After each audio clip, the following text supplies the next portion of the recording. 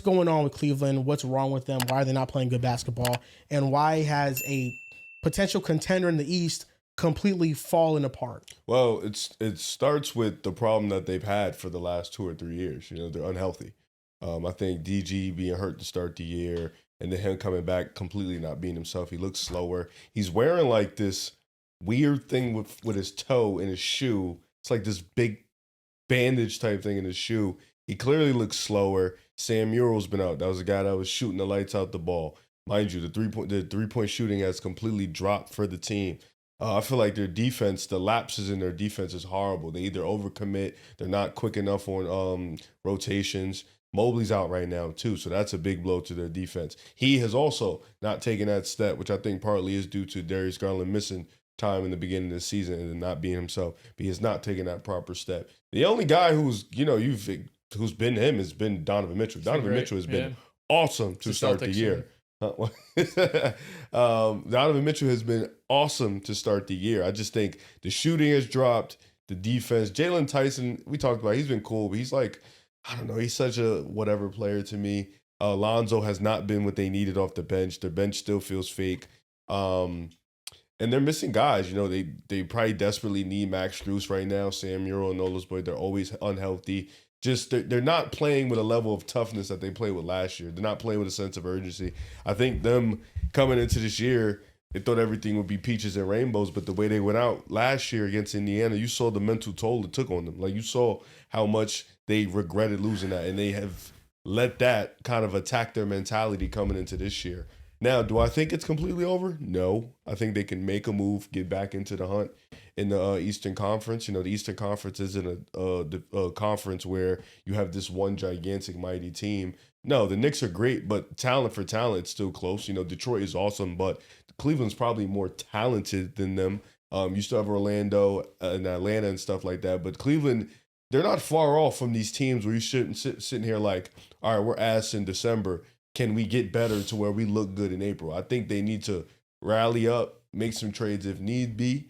But yeah, it's just been a shit show right now. Like, they just lost again tonight. And a lot of the things I said has just been, especially over the last 7-8 games, they've been horrible. Like, they lost to Chicago like 2 or 3 times. And lost to Golden State without anybody. Everybody, and nobody played that game, and they lost that game. They lost a couple other games that I forgot. They barely beat the Wizards with Mitchell. They was losing that game, and they had to come back they were down like 10 or 12 that game. So it's been rough for them. But they have time to figure it out. A lot of people are available right now, so they need to start pulling the trigger. Who would you want to see? Well, there was a report that came out that Mitchell, Mobley, untouchable. They're receiving calls on everybody else. Yes, they should. That makes sense. Yeah.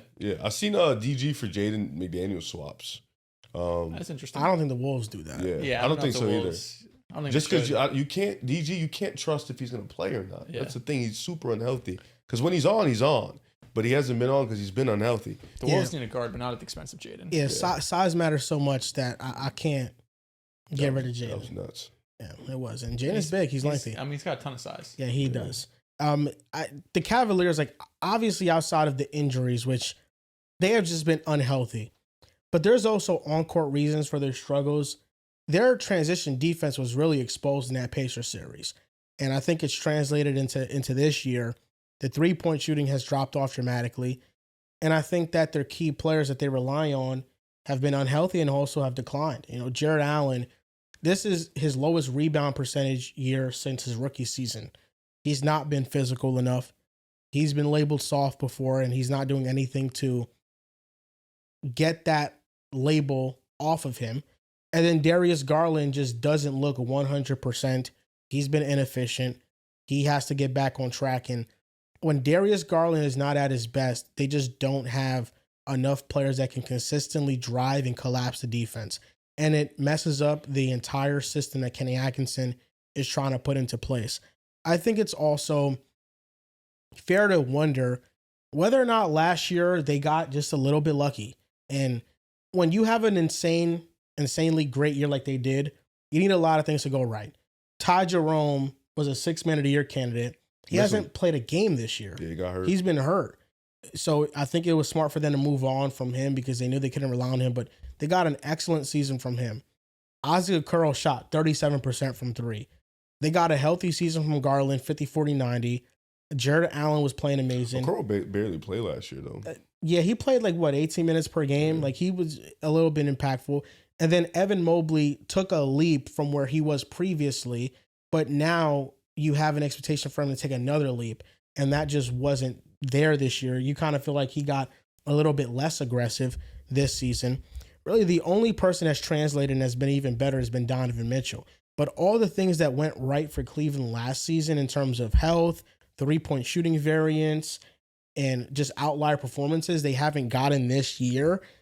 And it's weird because they have enough talent to where, at least if I was running the team, I wouldn't be hasty in trying to move anybody. I think if any move happens, at least that's major, it happens in the offseason.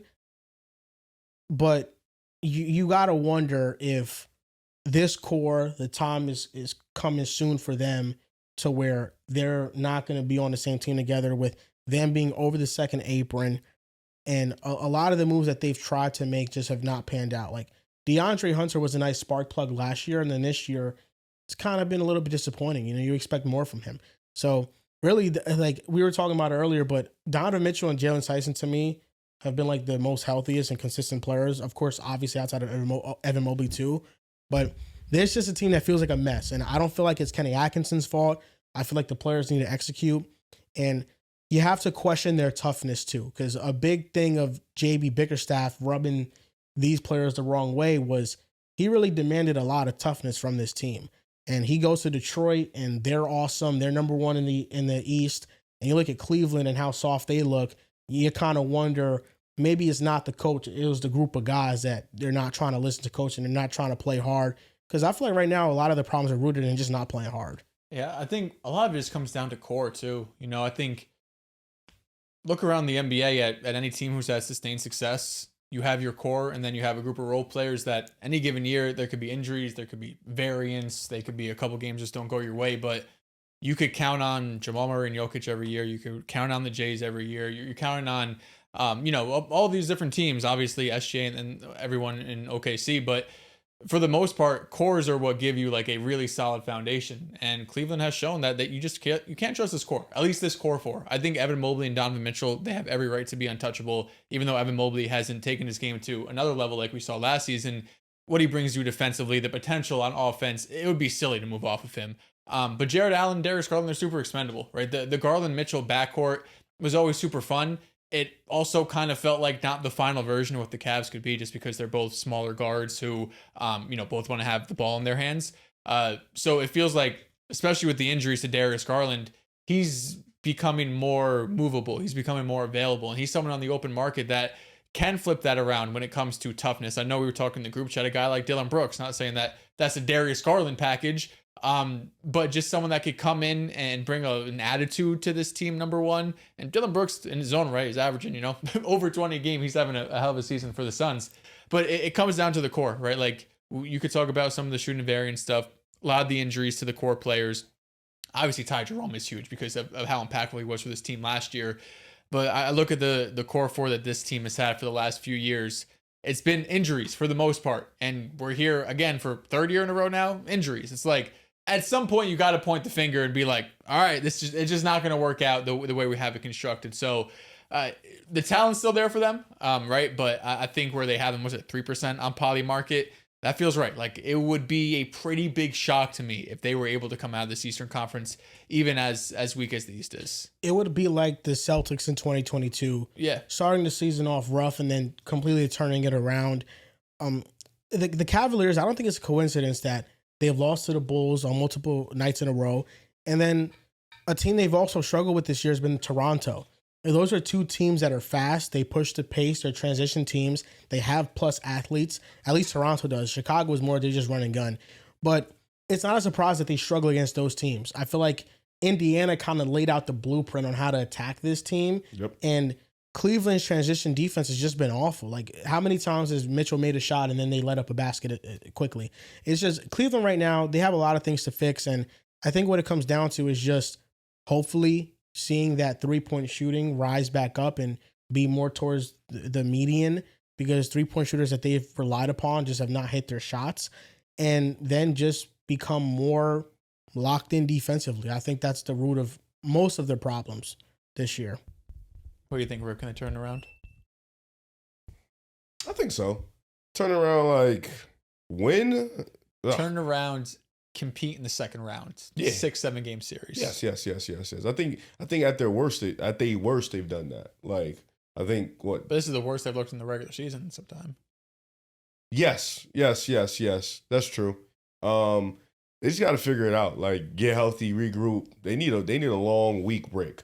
So they'll get that. They need the All-Star break in December. Or they need I'm pretty sure Christmas they'll get a couple of days off. They need to regroup fast and in a hurry. I wouldn't mind making a small margin move, like maybe moving off one of those deals, packaging whoever for whoever, and seeing what you can get, because you got to think, like you mentioned, Donovan Mitchell's 30. Like he's getting up there, or maybe like 28, 29, but he's getting up there in age. How long are you going to be able to keep him happy? How long are you going to be able to keep him satisfied? He's continuing to improve his game. You know, Garland coming off a great year, can't stay healthy. Mobley, you kind of expect that from a young player, like a marginal jump at minimum, and he's kind of regressed a little bit. And then Jared Allen, they were been supposed to move off him, but, you know, you kind of want to keep Mobley at the 4. So can they do it? We'll see.